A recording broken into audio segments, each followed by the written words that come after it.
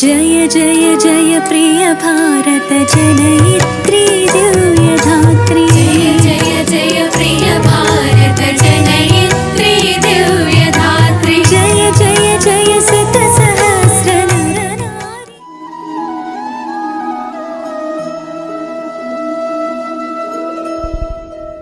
నమస్కారం, శ్రీ భారత్ ఛానల్ కి స్వాగతం.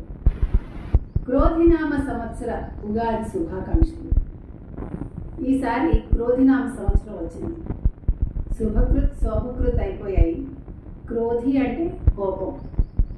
కోపం అని చెప్పి మనం కోపంగా ఉండాలని అనుకోకూడదు. ఈ ఉగాది అనేది మనకి పర్వదినం. ఉగాది నాడు మనం చాలా కొత్త పనులు చేస్తూ ఉంటాం. ఆ రోజే మనకి పంచాంగాన్ని పూజించడం, పంచాంగ శ్రవణం, తర్వాత మనకి కవి సమ్మేళనాలు, ఇలా ఎన్నో జరుపుకుంటూ ఉంటాం. అసలు ఒకప్పుడు ఉగాది అంటేనే మనకి కొత్త సంవత్సరం ప్రారంభం అయ్యేది ఉగాదితోటే ఉండేదండి. అంతేకాకుండా మనం ఆ రోజు కొత్త బట్టలు కుట్టించుకొని కట్టుకుని పొద్దున్నే లేచి తలస్నానం చేసి కొత్త బట్టలు వేసుకుని పంచాంగ శ్రవణం విని దేవుడికి పూజ చేసుకుని గుళ్ళకి వెళ్ళి అది ఒక పండగ వాతావరణం ఉండేది. తర్వాత బంధుమిత్రులు రావడం, బంధుమిత్రులు కలవడం, మనం చాలా ఆనందంగా గడిపేవాళ్ళం. ఆ రోజులు ఇంకా ఉన్నాయంటారా? కోయిల కుహు కుహు నాదాలు, కోయిల కుహు కుహు నాదాలు ఏవండి? పక్షులు తగ్గిపోయాయి, చెట్లు లేవు. వసంత ఆగమనం మనకి పక్షుల కుహు కుహుతోటే వినిపించేది. చెట్లు పుష్పిస్తాయి, తరువులు కాయభారంతో వంగిపోతాయి. ఇప్పుడు మనకి వేప పువ్వు వాసన కోసం మనం వెతుక్కోవాల్సి వస్తుంది. ఎక్కడో ఒకటి అరా చెట్లు ఉండడం వల్ల ఇంకా మనం వేప పచ్చడి చేసుకోగలుగుతున్నాం. అసలు వసంతం అంటేనే ఒక ఆనందం అండి. పువ్వులన్నీ అలా విచ్చుకుని వసంతుడి ఆగమనాన్ని మనకి తెలియజేస్తాయి. ఉగాది అంటే అందరికీ అందుకే అంత ఇష్టం. మనం అలా నడుస్తూ ఉంటే ఉగాది రోజు మనకి వేప పువ్వు వాసన, తర్వాత ఈ పూల పుప్పొడి వాసన, ఇవన్నీ కలిపి మనని అదొక లోకంలోకి తీసుకెళ్తాయి. ఒక మత్తుని కలిగిస్తాయి, ఒక ఆనందాన్ని కలిగిస్తాయి, మనలో కవిత్వాన్ని రేకెత్తిస్తాయి. అటువంటి ఉగాది ఈరోజు మనం అపార్ట్మెంట్స్లో ఒక్కొక్క రూమ్లో చేసుకుంటున్నాం. బంధుమిత్రులు రావడం లేదు. ముఖ్యంగా కరోనా తర్వాత అందరూ కలవడం తగ్గిపోయింది. మనం ఉగాది అనేది చాలా ఆనందంగా జరుపుకుందామండి. మన భారతీయ సంప్రదాయంలో ఉగాది అనేది మనకి ఆ సంవత్సరానికి ప్రారంభం కింద లెక్క. మనకి ఆ రోజు నుంచే మనం ఏ పనైనా మొదలు పెడతాం. కానీ ఇప్పుడు ఉగాదిని మనం ఎలా జరుపుకుంటున్నాం? ఉగాది పచ్చడి ఎంతమంది చేస్తూ తింటున్నారు? అంత సమయం ఎక్కడుంది మనకి? ఈ ఐటీ వచ్చాక పొద్దున లేవటం అనేది లేదు. కానీ వాళ్ళ తప్పు కాదు, వాళ్ళ ఉద్యోగ ధర్మం అలా ఉంది.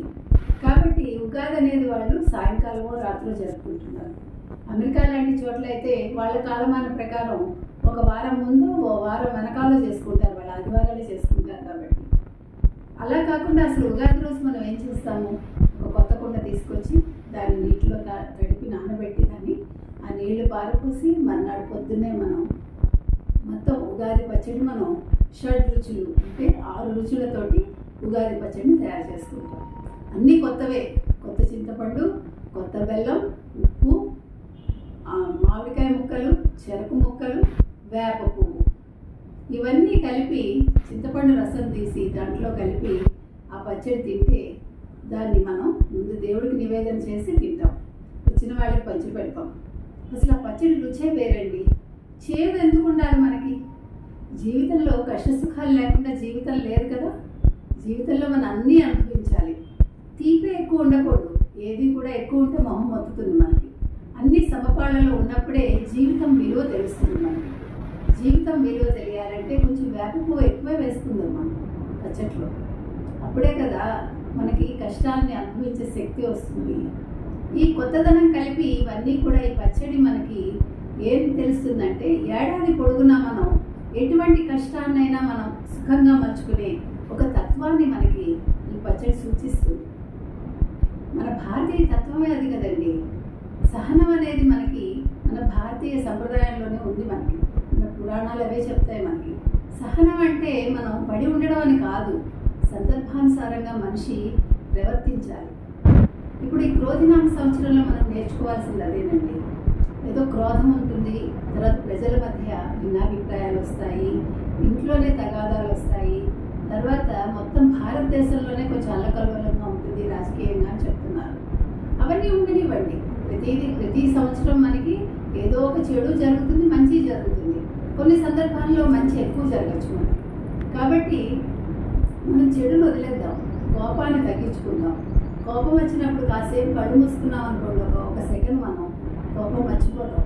కొట్టడం వల్ల ఏ సమస్య పరిష్కారం నేను చెప్పేది అది. కాబట్టి ఈ ఉగాది పర్వదినాన మనం చక్కటి ఆలోచనలతో ఒక మంచి పని చేద్దాము. ఒక మొక్కని మనం నాటదామండి.